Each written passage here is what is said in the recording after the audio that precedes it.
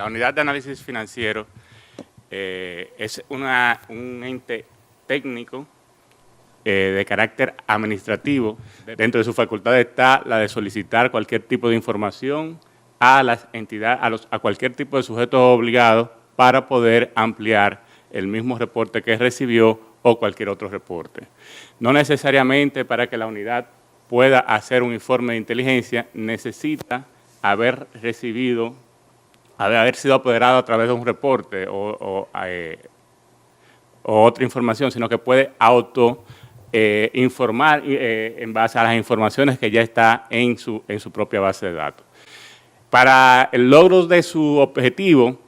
la unidad está interconectada con distintos organismos, autoridades nacionales, donde reposan las informaciones necesarias para poder tener un perfil económico de la persona reportada. La unidad se auxilia de las informaciones de la Dirección General de Impuestos Internos, se auxilia de las informaciones que pueda existir en la Dirección General de Aduanas en caso de que sea necesario, se auxilia de la misma Contraloría General de la República. Bueno, nosotros brevemente somos la Procuraduría Especializada Antilavado de Activos y ahora le agregaron otra función que es el financiamiento del terrorismo. De manera que nosotros dentro de esa investigación compleja nos encargamos a nivel nacional de dar seguimiento a todo lo que es la delincuencia patrimonial y financiera, ¿no? Y naturalmente identificar para incautar y decomisar los activos criminales, que eso es lo fundamental. No concebimos esta persecución sin tener decomiso. O sea, pudiéramos tener relativamente éxito en una judicialización de un caso, cualquiera,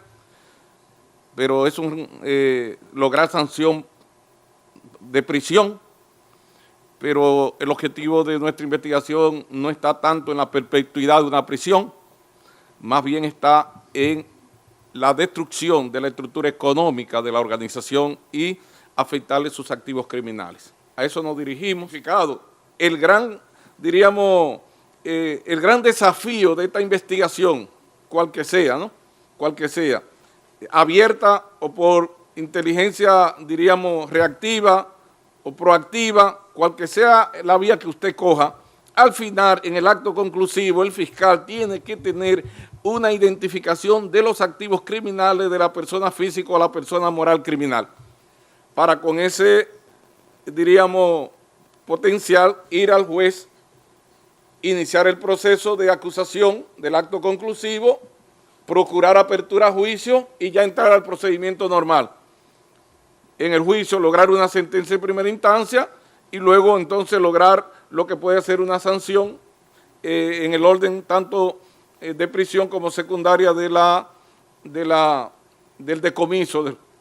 de los bienes o de los activos criminales, que es el último aspecto punible importante para esta materia. Si bien la República Dominicana estamos prácticamente estrenando una nueva ley contra el lavado de activos y financiamiento del terrorismo, que tendremos la oportunidad de abordarla en el día de mañana,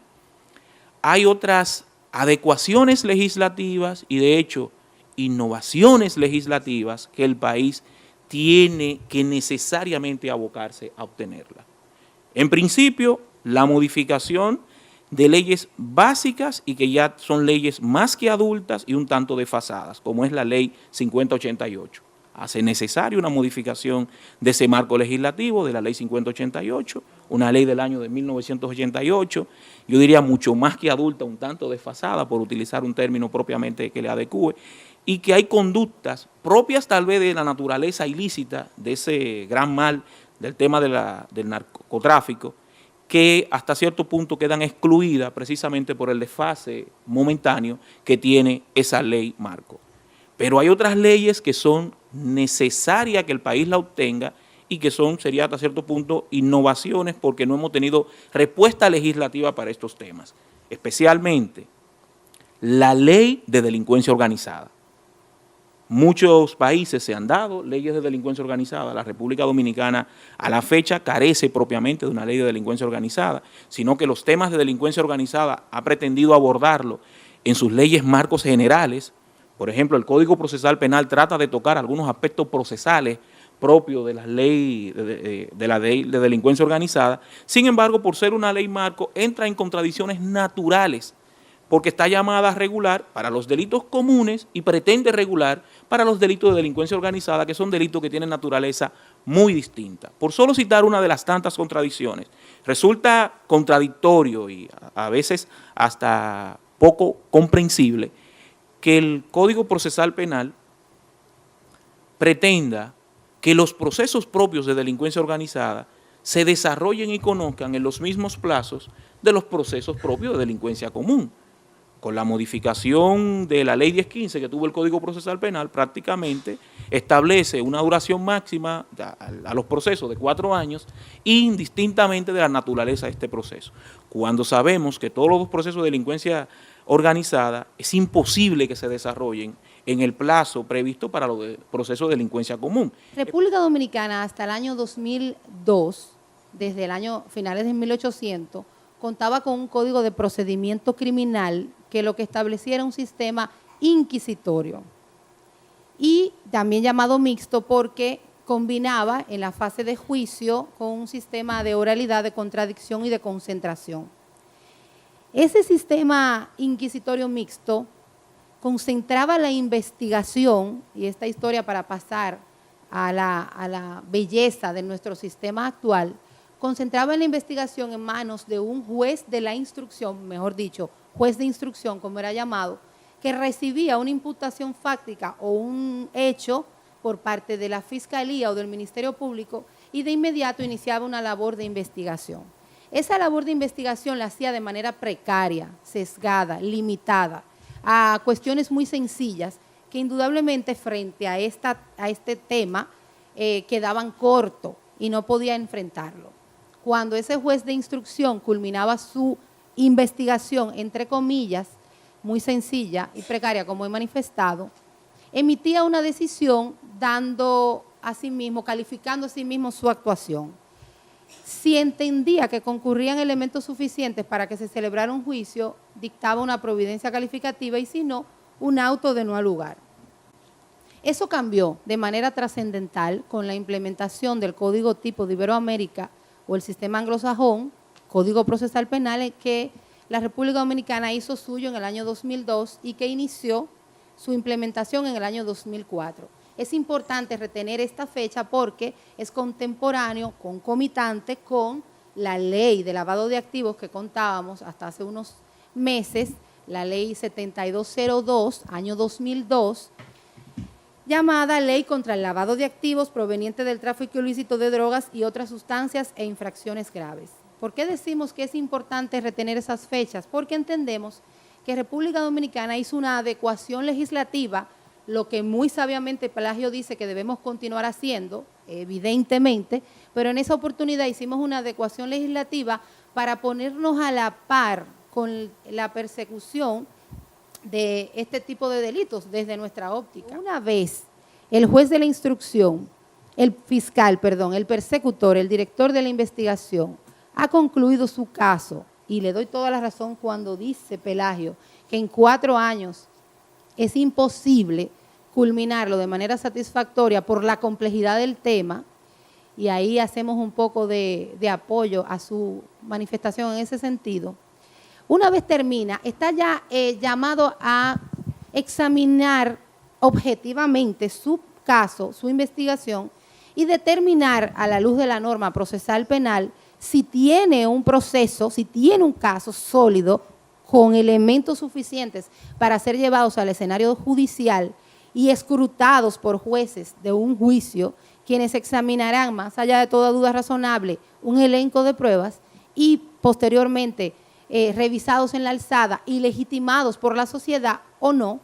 Entonces, si tiene un caso, tendrá que decidir cuál de los requerimientos conclusivos que ha dispuesto el legislador dominicano desea hacer uso. Son 3. La solicitud de apertura a juicio a través de una acusación, la decisión de agotar un procedimiento penal abreviado, abreviando el tránsito, y por último, la suspensión condicional del procedimiento, que en esta materia, por el requisito de la pena, no es admisible o advertible. Si decide celebrar o que hay méritos para celebrar un juicio y presentan una acusación, tiene que tener el cuidado de que su acusación esté acorde a las exigencias dispuestas por el legislador dominicano en el artículo 294 del Código Procesal Penal. Inmediatamente, el juez de la instrucción ha validado la acusación y ha establecido que existen méritos para que se abra o se realice un juicio, que es la fase estelar del proceso. Se inicia esta etapa, que queda a cargo de una instancia colegiada, un tribunal integrado por 3 jueces de primera instancia, que son los llamados a conocer y juzgar de toda infracción de lavado de activos en el territorio nacional. Este juzgamiento se realiza en atención a 2 reglas de competencia. La competencia de atribución, por tanto, compete el juzgamiento a un tribunal integrado por 3 jueces, un tribunal colegiado, y la competencia territorial, conforme la cual el juzgamiento se realizará en la demarcación territorial en la que ha ocurrido el ilícito. Resulta importantísimo retomar lo que es el principio de separación de funciones. Conforme el principio de separación de funciones, que es en el que se cimenta el modelo acusatorio, las funciones de juzgar están totalmente separadas de las funciones de investigación y de acusación. Por tanto, al juez solo le compete conocer y velar porque se respeten las garantías de debido proceso, los derechos fundamentales, y preocuparse por emitir juicios de valor fundados en las pruebas aportadas para justificar la decisión aquí arriba, con total abstracción e independencia de los intereses de las partes que promueven esta acción, en el caso en concreto, la parte acusadora o Ministerio Público. Todos sabemos que el eje en torno al cual se desarrolla el lavado de activos lo constituye la existencia de unos bienes ilícitos de los cuales el autor de esa infracción se quiere alejar, ocultando su origen y dando la apariencia de que estos bienes son legítimos para poderlos insertar efectivamente en el sistema financiero nacional. Por tanto, se hace indispensable la existencia de mecanismos efectivos de persecución que garanticen que se pueda arribar una sentencia definitiva que permita atacar esos bienes productos del ilícito y que están siendo objeto de lavado de activos en el caso en concreto. Nosotros tenemos al inicio de esta mesa una etapa de vigilancia y supervisión y posteriormente la investigación, la unidad de control y análisis, y además de ellos tenemos aquí lo que es el procedimiento ya judicializado en sí. Pero remitiéndonos un poco a lo que es el origen de normativas como esta, tenemos que hacer referencia indudable a lo que es la Convención Interamericana contra la Corrupción. Y es de ahí de donde nacen legislaciones tanto como la Ley 7202 y la nueva ley estrenada de lavado de activo, prevención de los delitos económicos, así también como la lucha contra la corrupción, lucha también contra lo que es los crímenes relacionados con delitos y atentados a la humanidad en lo relacionado a la proliferación de armas de destrucción masiva.